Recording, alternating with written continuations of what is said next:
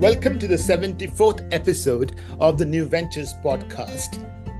I'm your host, Sanjoy Sanyal, the founder of Regain Paradise, a boutique climate finance firm and a visiting fellow at the Cambridge Judge Business School. Along with my co-host, Professor Jaideep Prabhu, we try and understand the links between climate change and food security in these series of conversations. Hi, I'm Jaideep Prabhu. I am a professor of marketing at Cambridge Judge Business School. My area of research is innovation, and more particularly frugal innovation, how to do more and better with less. And through that research, I've become interested in innovation in food security, and issues to do with climate change. I'm delighted to be joining Sanjoy on this podcast. Our guest for today is Anga Maulana Yusuf, an agriculture specialist in Preferred by Nature and a lead project manager in the Swiss Asia Low Carbon Rice Project. Welcome, Anga. Thank you, Sanjoy. Thank you, Jaideep. It's my pleasure to be here. Anga, could you start by telling us a bit about your organization, Preferred by Nature? Yes, thank you, Jaideep. So, Preferred by Nature, it's international NGO or non-profit organization. Mostly we are interested to work with farmers, foresters, and also involved in some business case, including the government, and also work with other NGO to support better land management and also business practice that we hope it can benefit people, nature, and climate. And we work in around 100 countries, and we do this initiative through, you can say, a unique combination of sustainability certification services, project supporting, awareness raising campaign, and other capacity activities.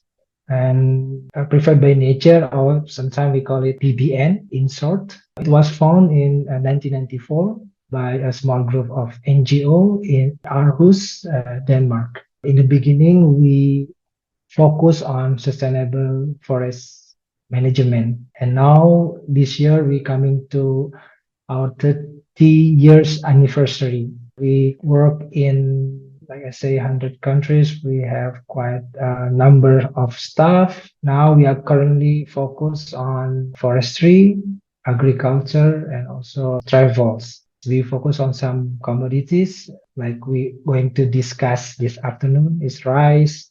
We also work with timber, coffee, cocoa, palm oil, soybean, rubber, biomass, and also cattle. Yeah, that's a short introduction of Preferred by Nature.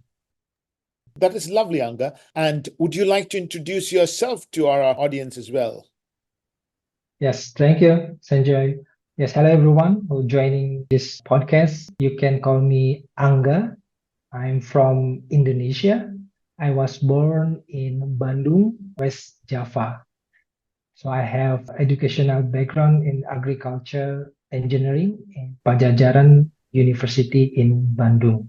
And I start my professional career in 2007 working for palm oil company. Spent 3 years there, and then I moved to Java where I work with local certification body since 2010. So this is my first involvement in the sustainability standard, sustainable agriculture issue, a climate issue, a fair trade issue. So during my work with local certification body, I do some audit, especially for organic agriculture standard of Indonesia, EU organic standard, USDA NOP organic standard, Japan organic standard, and do some fair trade audit also. During my work, initial involvement with the Preferred by Nature, or before the name is NEPCON. After that, I also work with NEPCON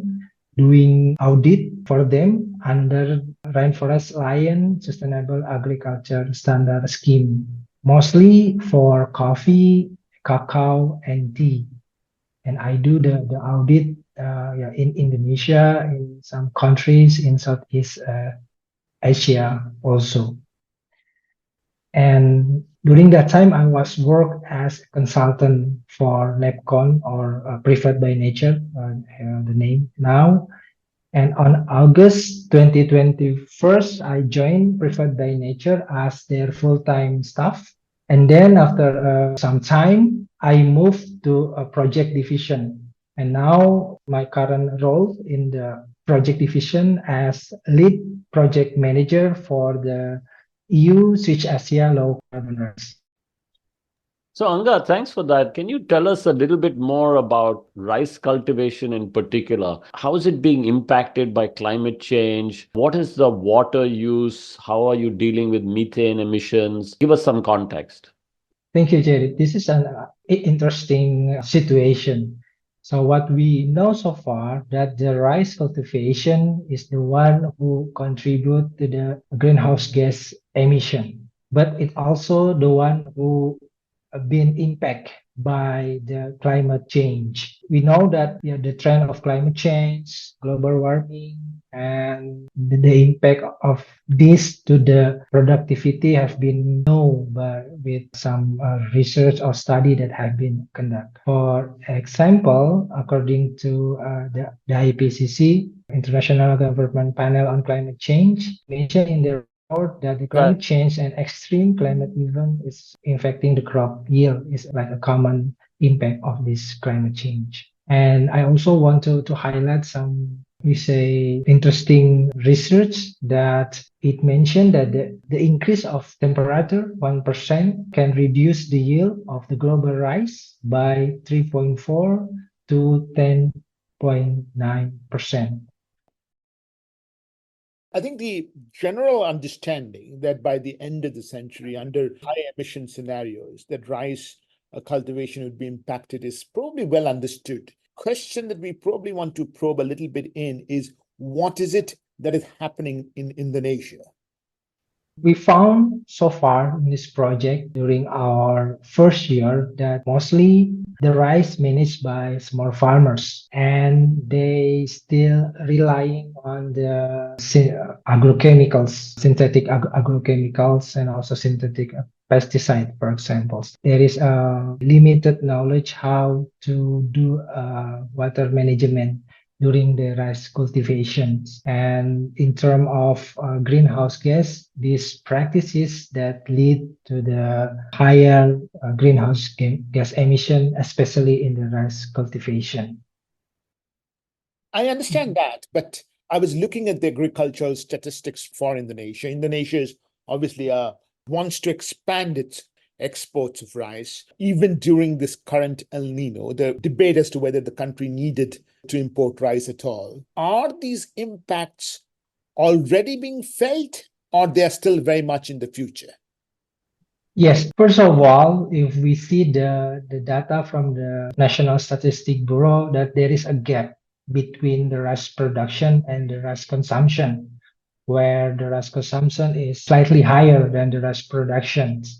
That's also one of the reason why the governments think to import rice to Indonesia. And yes, we're aware that Indonesia is considered, if I'm not wrong, is the third largest rice production countries. But with that statistic, there's a situation, there are a season that we produce rice is lower than the demand or the consumption of the people. In Indonesia, rice is a staple food. We eat rice 2 until 3 times a day. We even consider that you're not having a meal if you not yet eat rice. I think that's the common meals in Indonesia.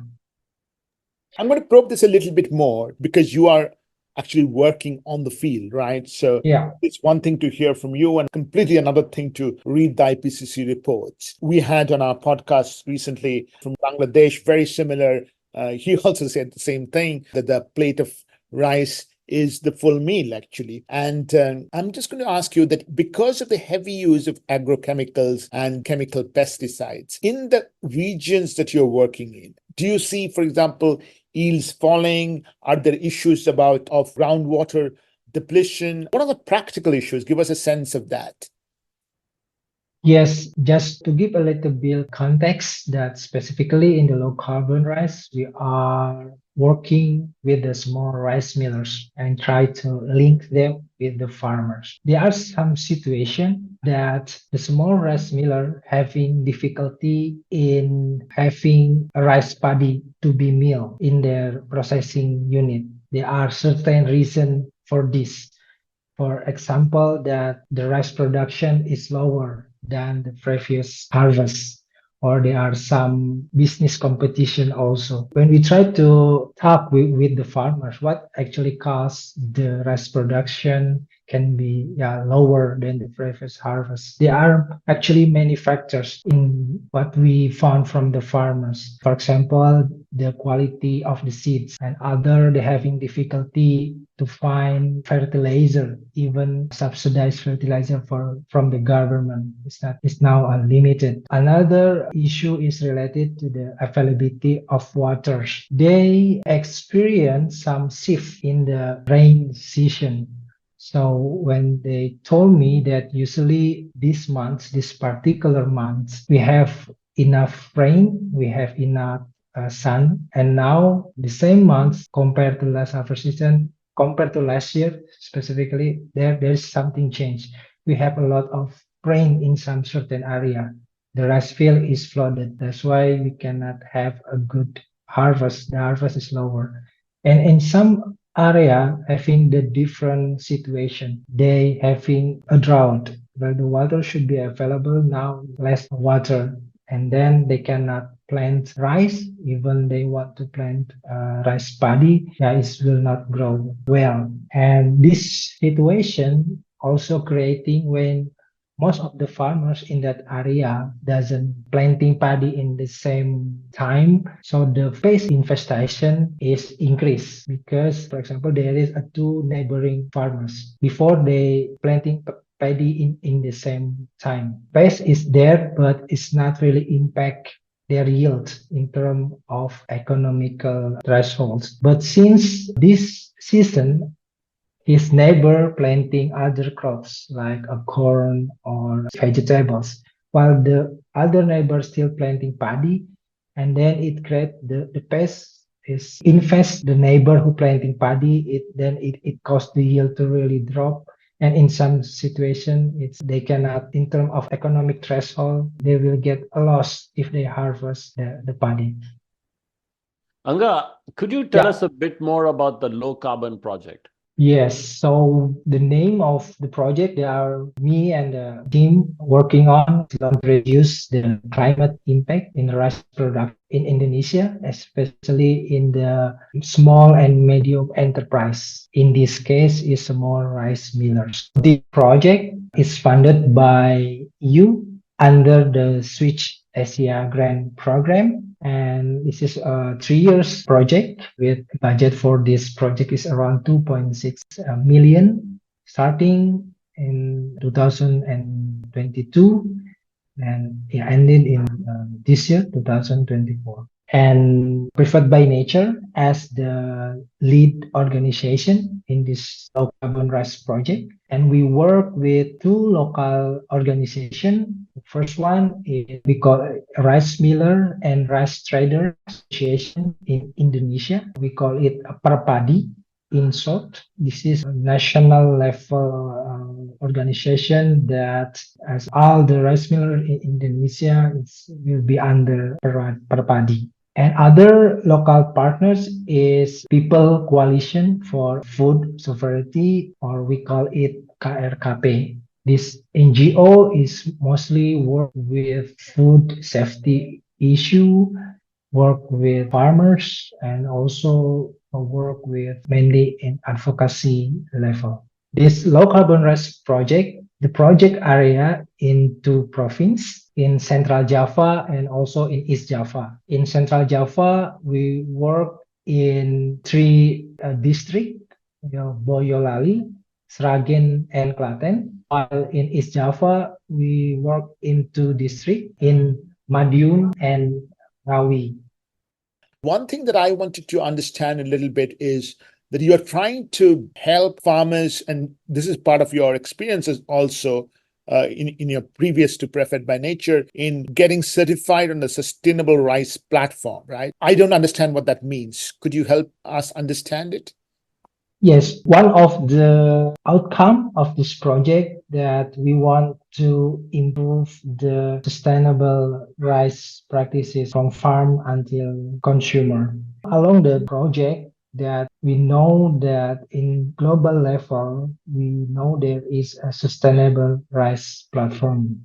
Sustainable rice platform, we can say that it's a non-profit global multi-stakeholders alliance. So far, it consists of 100 institutional members. It consists of public, private, research, civil society also, and financial sectors. And yeah, they also have similar mission that link with this project, especially in reducing environmental and climate footprints, yeah, to protect this biodiversity and planet.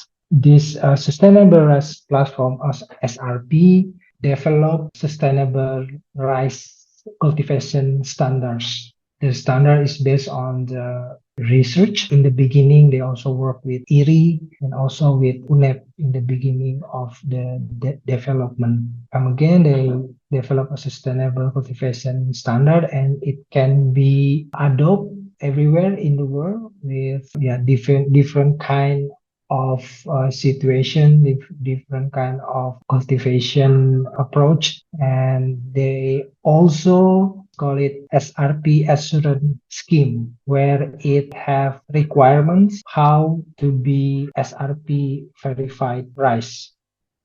So this platform worked with UNEP, which is the United Nations Environmental Program. They also worked with ERI. What is ERI? International Rice Research Institute.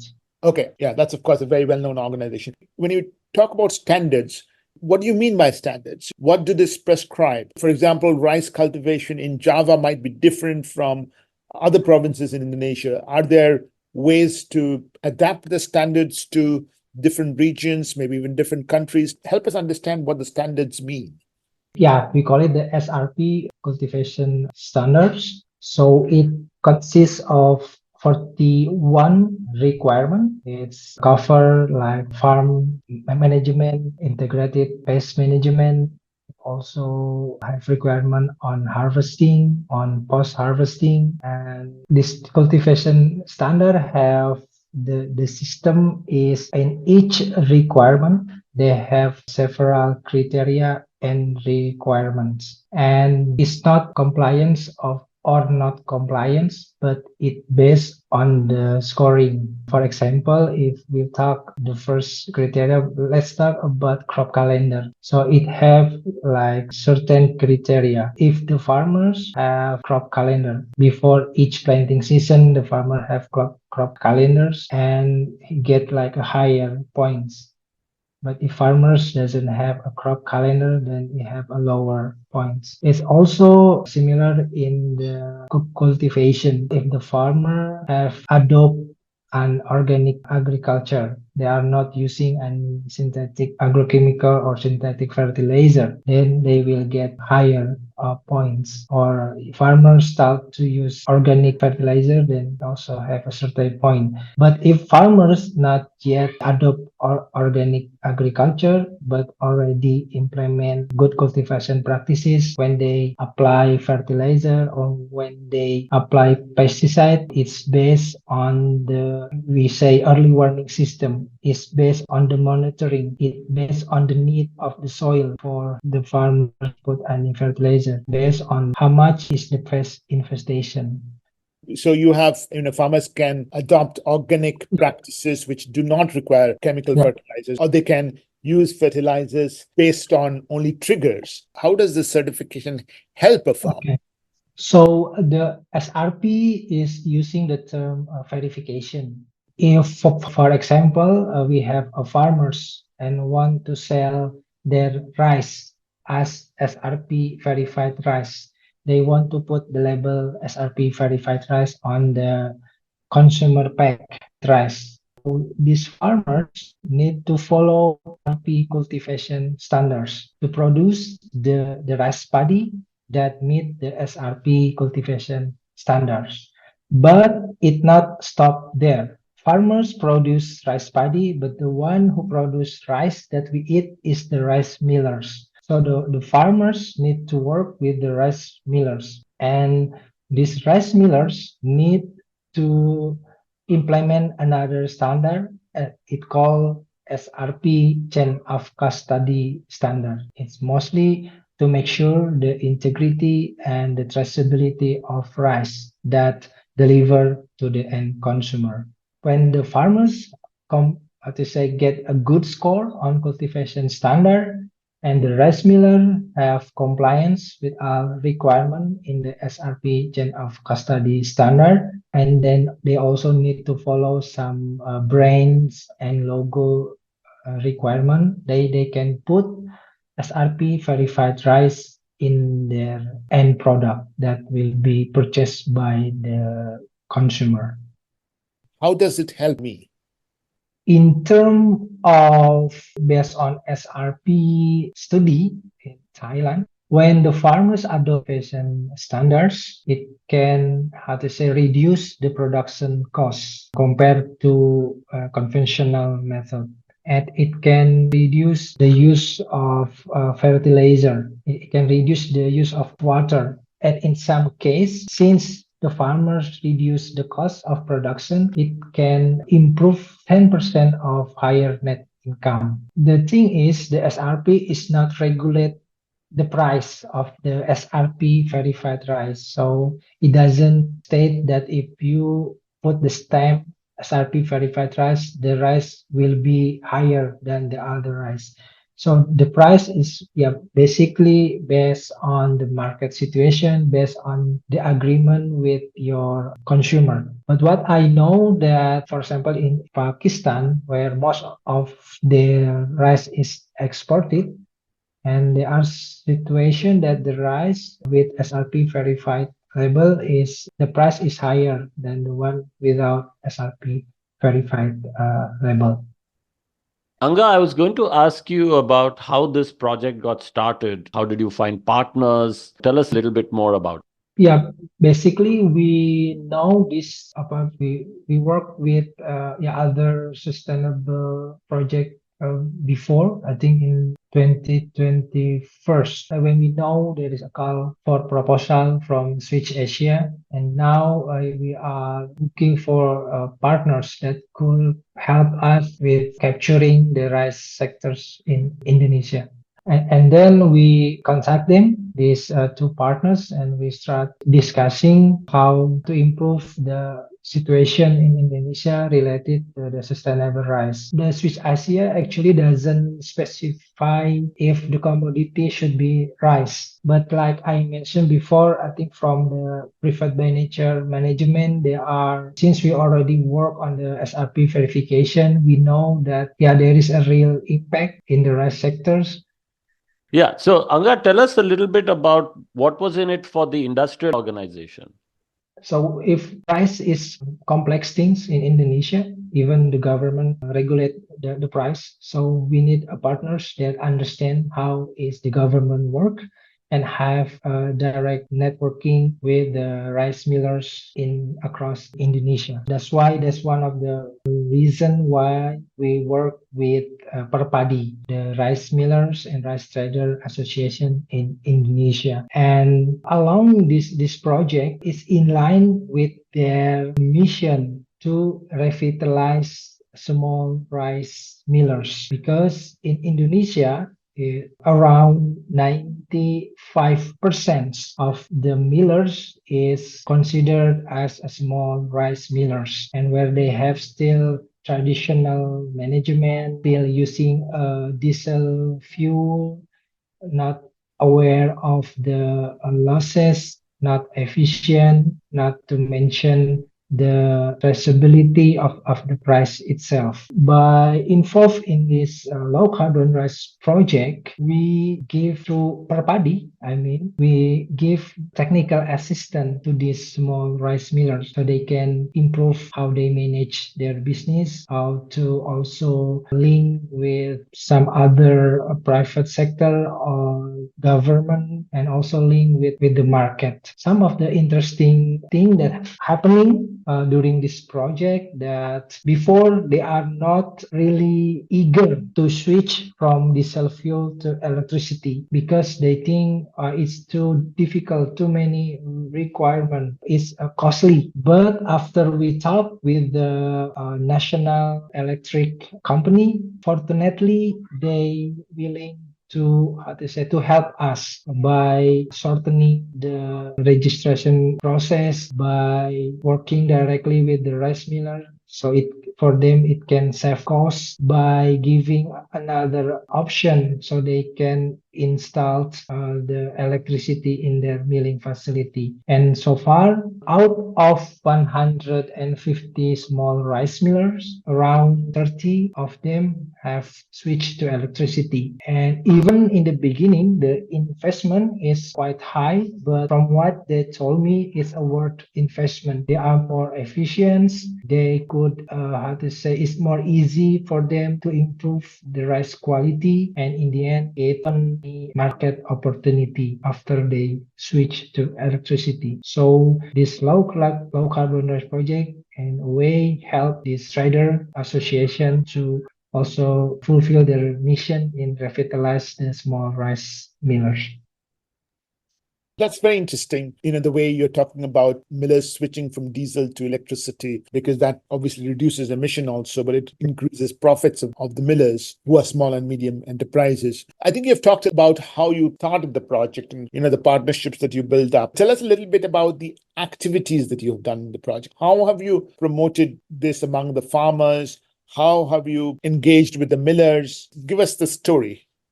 Okay, the main beneficiaries of this low carbon rice project is the small rice miller. In the rice supply chains, they are sitting in the middle. They are between the farmers, and they also link with other private sector and link with the consumers. What we understand so far, most of the project that happening working on the farmers level. They are work on do a capacity building in the cultivation standards, how to improve the yield. But they are really low or even no engagement with the small rice miller, even with the market itself. That's why in the low carbon rice, we work with the small rice millers. When we can convince them to improve their efficiency, their product, when they convinced to a more clean energy, to more sustainable rice practices, we hope this small rice miller can also influence the farmers to follow the same approach. Another actors that important in Indonesia, like I mentioned before, is the government, because rice in Indonesia is it's an important product, and farmer government have regulated. So that's why you also need to work with the government. In short, we have four main activities. First is to do the advocacy to the local government in 5 districts, Boyolali, Klaten, Sragen, Madiun, and Ngawi. And we also need to do advocacy in the national level, how the policy that's made by this local government and national government can support the adoption of sustainable rice in Indonesia. Another activity is we need all the stakeholders in rice sector in Indonesia to work together.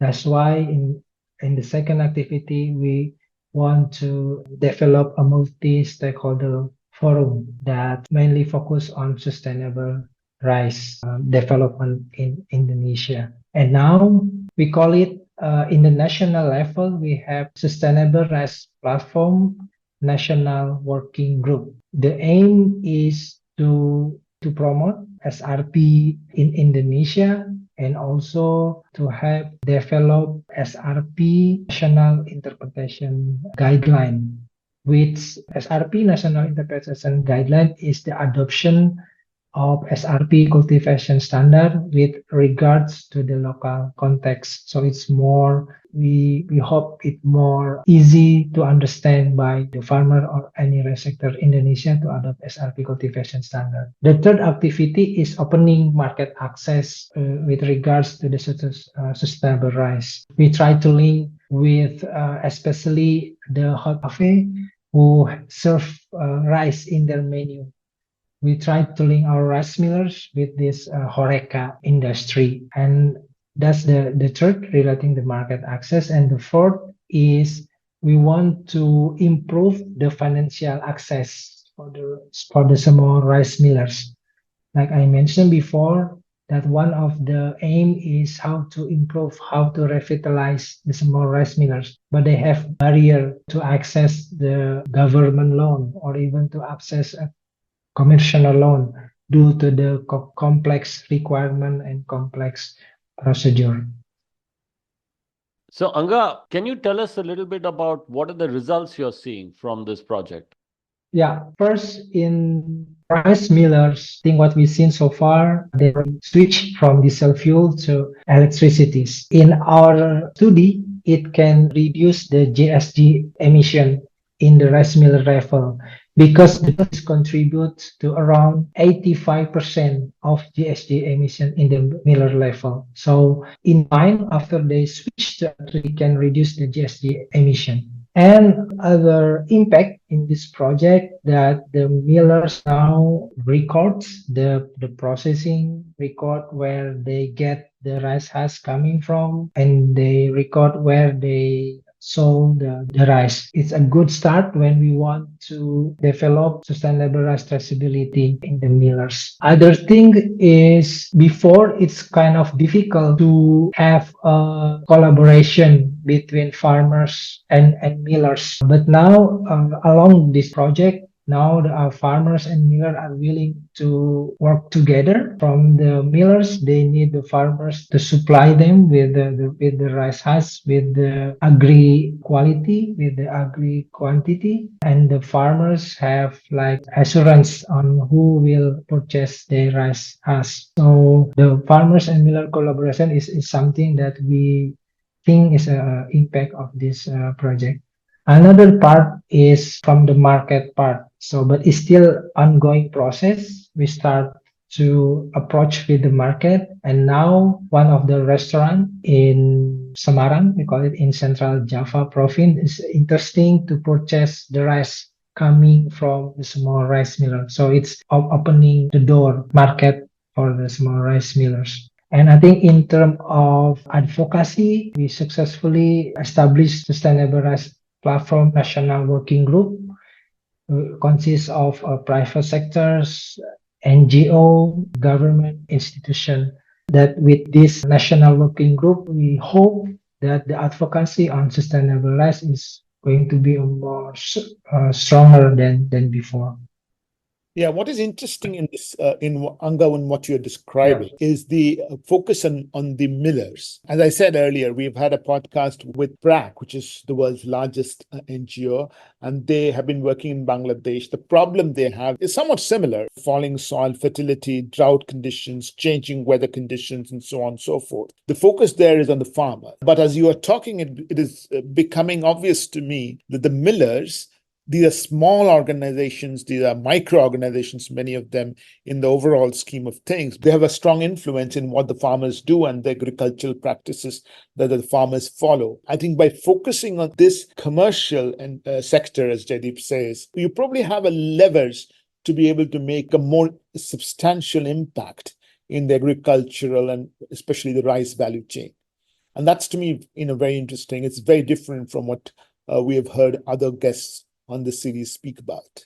Yes, Sanjay, I watched that podcast. It's an interesting discussion. And you are right. I think based on our experience in other PBN project or what we do, one of the keys is to put the farmers, private sectors on board because they have the resource, they have the market.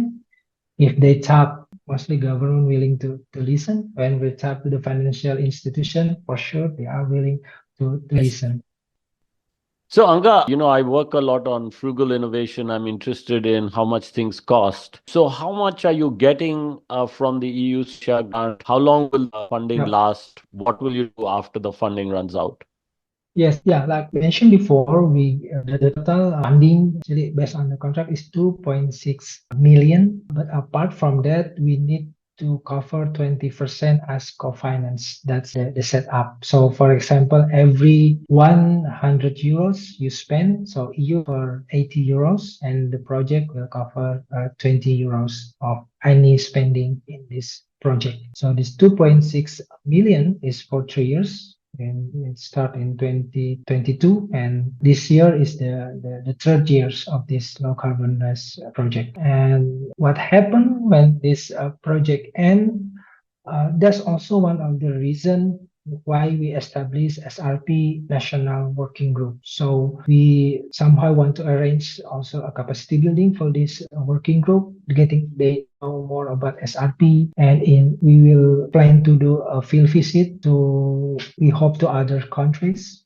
Vietnam, Thailand, maybe, to see how the SRP will works. We also want to invite government to do this field study. And then hopefully by doing that, this project and this SRP National Working Group will continue the work into the advocacy, capacity building for the millers, including market access to the farmers, to the millers also. Another things that we try to make it happen, the collaboration, the business relation between farmers, millers, and the industry or private sectors. Now we want to start with some restaurant in Semarang, Central Java.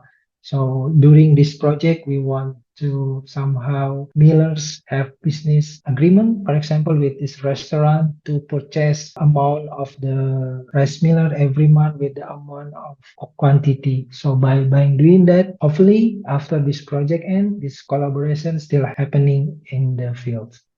One of the things that I wanted to ask you is about the millers in order to make the changes that they have to make, which is, and you referred to this earlier, they have to make upfront expenditure, right? You've kind of touched upon it earlier, but I want to understand more. Do they have access to banks, loans? Can they make the investments of their own money? Tell us a little bit about how they are raising money for those investments. Yeah, so we have a different kind of small rice millers. I think most of them already experience accessing a government loan, and some of them already have also access to commercial loans through many scenario, even is government program or it's like a individual initiative going to the banks. One of the situation that when they got the money, they manage the money itself. Their situation, they borrows the money, but it's not for millers. It's not for improving miller situation. They purchase some kind of consumer things, whether it's a vehicle or some urgent matter for school or not. So that's why they, with that kind of management, financial management, they have difficulty to pay the loan, and even to pay loan and interest to the even government loan. They still need to pay, not to mention the commercial loans. With that kind of traditional financial management. This is very interesting for me. I mean, I can imagine some of these people. I mean, they are family businessmen, right? And I can imagine some of them, taking a loan and perhaps using it, or God forbid, misusing it as well. Are they amenable to listen to external advice? That's often the problem. Wow, that's interesting question. Yes, for sure, Sanjay.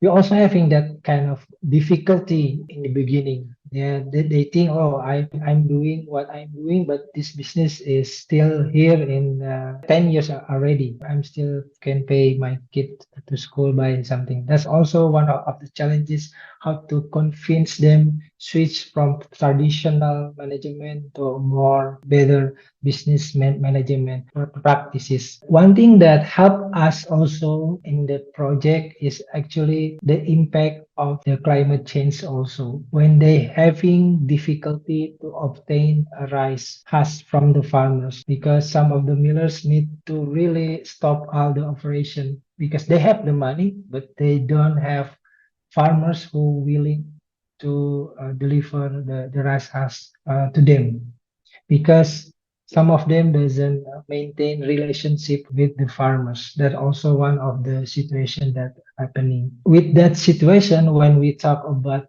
business collaboration, when we talk about electricity, now it more makes sense to them with this kind of situation when the rice fluctuation of the rice has, when it is really their situation, the rice husk is too high. The farmer cannot. If the millers purchase the rice husk, I think that the cost to purchase the raw material is higher than the price of the rice itself. So this kind of situation also helping us convince them. Another way we use is we need to show them the result of this change. That's why we are fortunate that out of 150 small rice millers, in the beginning, one or two of them are willing to listen to our advice, and they start to switch to electricity, try to improve situation in the rice mill. And then after that, we can show this situation to other rice millers. And by doing that, other millers are start willing to open with us, willing to listen to us. Another approach is because before they are work in individual, so they are not willing to share any information. So it's difficult for some rice millers. But with this kind of situation in the rice sector in Indonesia, we try to put them together, and good things that they are willing to share because they are feeling they are in the same situation. So they need to cooperate with each other, sharing information. So that's also the thing that we face in this low carbon rice project. So, Anga, could you tell us about what the role of larger agricultural organizations is? Are they showing interest? Are you engaging with them?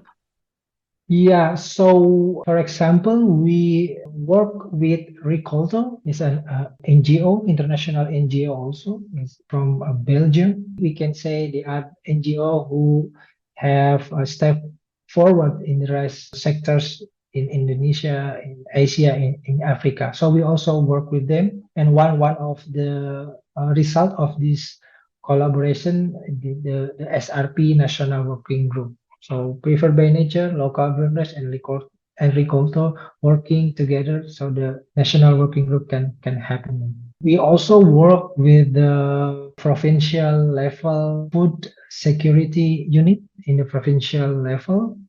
We also work specifically for companies like Olam. We so far now engaged in this low carbon rice project. But in the national working group, we also work with Syngenta. They are part of the national working group. We also, another is a Crop Life. They are also part of the national working group. And like I mentioned before, like at the moment, we try to approach the Horeca industry in terms of market access for this during in this low carbon rice project. What is Horeca? Oh, a hotel, restaurant, and cafe.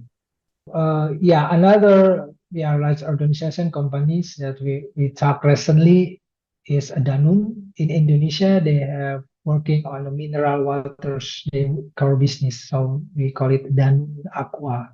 They have this healthy rice program in Klaten, which is also one of the low carbon rice project area. So they also interesting how to see their rice health guidance compared with the SRP cultivation standard. So they are interesting to see the overlay with their healthy rice guidance and SRP cultivation standards. And they are willing, if anything that can try adopt in the SRP cultivation standards. We've come to the end of the podcast, Anga. It's been very interesting talking to you because we learned a new thing today. Do you have any questions for your hosts? Yes, Sanjoy and Jadep, my question is, do you have any advice, or maybe you can share any success story on how to convince these private sectors or companies to switch to more sustainable products? So I can go first, Anga. This is a good challenge for someone who's a marketing professor because this is a marketing question. And if you think about large companies or any companies for that matter, their focus is very much on their customers and what their customers want and how they can differentiate their offering to their customers from their competitors. So the key here would be to find a large company, ideally, one of a global company that would have an incentive, a market-based incentive to adopt such a kind of sustainable rice, including obviously with the certification to brand it under their logo and their brand. Maybe they would create a sub brand and then to let the kind of machinery of these large organizations take over because they have very efficient machinery. So the key would be to get them to adopt it for some of the branding benefits that they may have given who their target market is and who their competitors are. I'll tell you what we are learning from this series. For example, we had a guest from Komako, an organization in Zambia. And obviously, Zambia is a very different country from Indonesia. But this particular organization in Zambia is actually creating a demand for the products in the local urban markets of Zambia, which is Lusaka, the type of products that farmers can produce, which also help them regenerate their soil. So I think coming at it from the market and the demand is perhaps the thing that we are learning in this podcast. Thank you, Jaideep and Sanjoy. Okay. And if people want to get in touch with you, how should they? Yes, you can contact me through my email is amy@pbn.org. And you can also search me on LinkedIn. Just type it Angga Maulana Yusuf. And also please follow the project social media at Low Carbon Rice on Instagram and or Facebook to get updates on this project and send us a message through that platform. With that, thank you very much, Angga. Thank you so much. Thank you, Sanjoy. If you like this podcast, do visit us on regainparadise.org, regainparadise.com. You can reach out to me on LinkedIn, and you can also subscribe to these podcasts on Anchor, Spotify, Google, Apple, and YouTube.